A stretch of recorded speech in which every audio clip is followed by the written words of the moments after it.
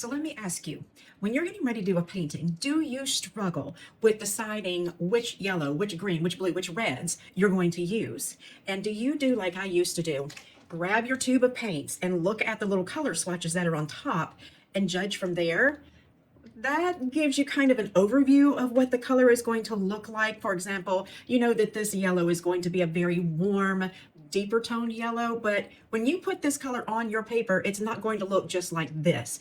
That can cause you some frustration. So what I have is a booklet that I keep all of my swatches in. Now, this is not like the one that I've showed you before where I show you how to make a little color swatch and you have 3 or 4 blocks and you can mix colors together just to see how they're going to mix with other colors. This is different. This is more organization. So see inside my booklet, let me get the glare off. This is my page of yellows and it's just the single color, and it keeps everything so organized and right at your fingertips. So when you get ready to do a painting and you know you're going to need a bright lemony yellow, you can just thumb through the book and decide which of your yellows is going to work best for that painting. So come on along and I want to show you how to build this, and I'm going to give you a PDF template so that you can recreate these little squares for yourself. And of course there's instructions in there on how to do it. So come on along, I'll show you how it's done.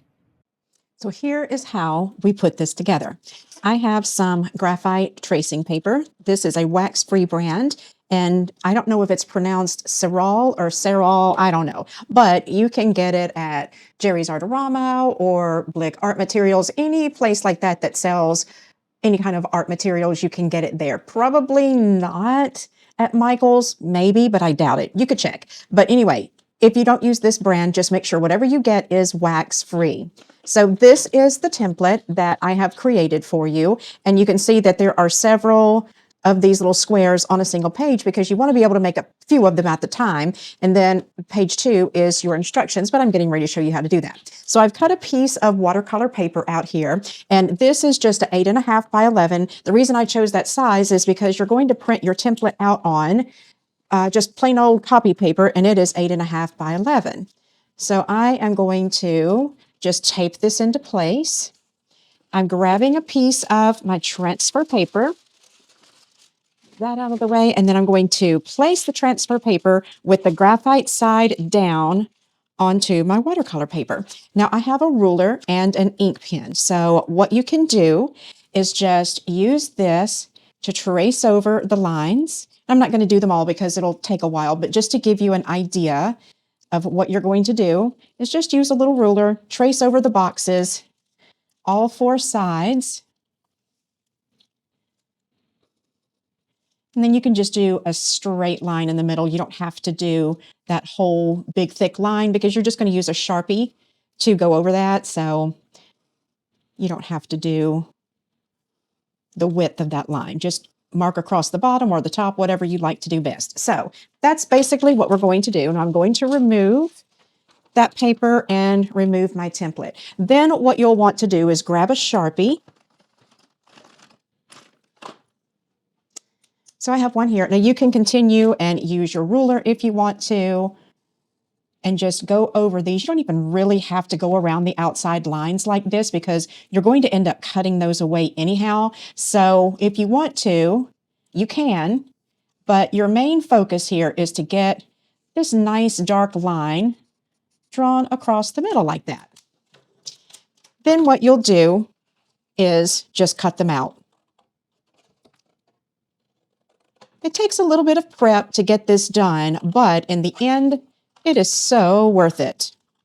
And so, like I said, you don't have to draw around the outside edges because you're going to end up cutting most of that line off anyway. So if you want to just leave it with just your pencil line there and not worry about doing the Sharpie around the edges, it really does not matter one bit.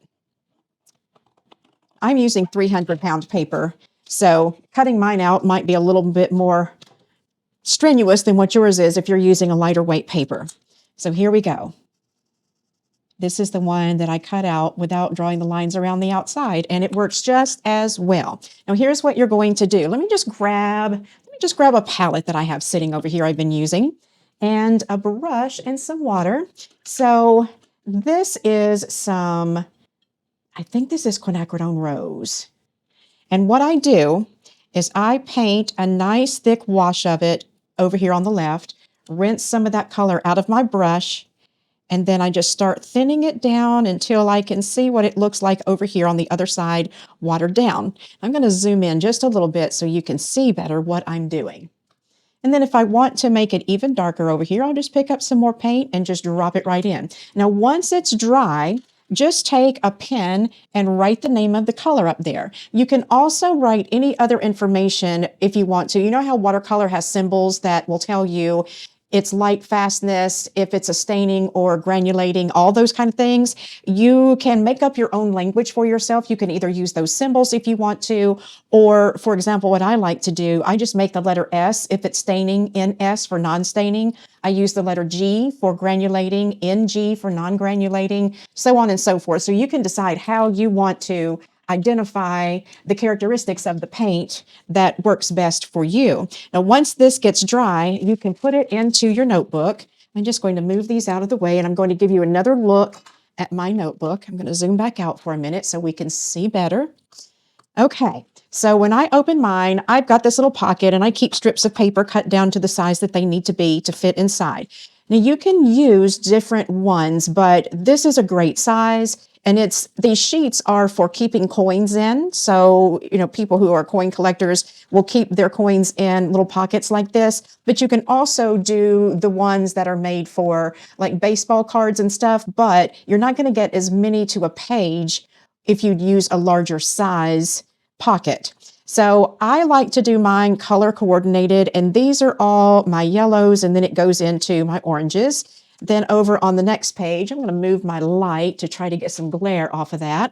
On the next page, I have my reds and my pinks. Then I carried it on over to my purples. I go into my greens and my blues, and that's as far as I go. Now, believe me, I have a lot more colors than what I have in this book, but I try to use a limited palette, and I have found that the amount of colors that I have in here are plenty for what I need to get done. So this is all the colors I use, but this is so handy whenever you get ready to do a painting and you think, I need a lemon yellow, you can think, okay, Hansa yellow looks good, this yellow looks good. What are the characteristics of them? And then you can try them out, mix them with some of your other colors, and decide if this is going to work for you. So that is how you can get your organizational skills into practice with your colors and create yourself your little template and get your colors all organized in a book just to make it easy. And also it kind of helps you know exactly what all colors you have. So good way to get organized and know what colors you have and stop some of the frustration and confusion about it all. So that's how you make it. And if you click on the link, you're going to get this template along with the instructions. And I would love to know if this is beneficial to you and if you want to see more content like this. All right, so I will talk to you again pretty soon. Bye for now.